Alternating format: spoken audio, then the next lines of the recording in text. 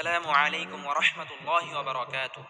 সম্মানিত দর্শক ও শ্রোতা, আশা করি সবাই ভালো আছেন। কোরআন মাজিদ শেখার নতুন একটি পর্বে আপনাকে স্বাগতম।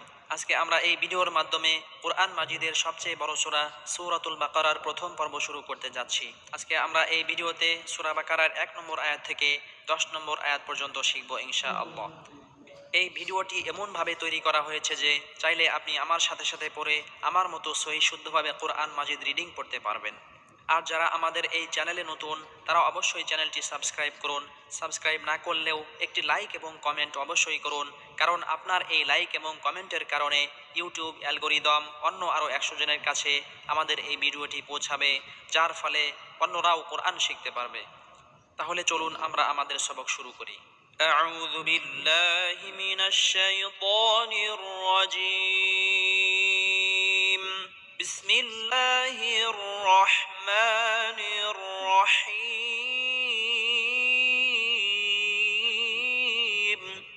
শুরুতে আমরা দুইটি আয়াত রিডিং পড়ব। আলিফ লাম মিম।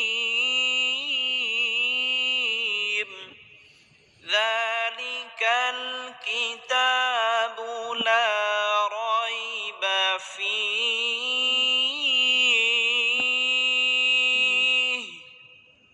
হুদাল লিল মুত্তাকিন।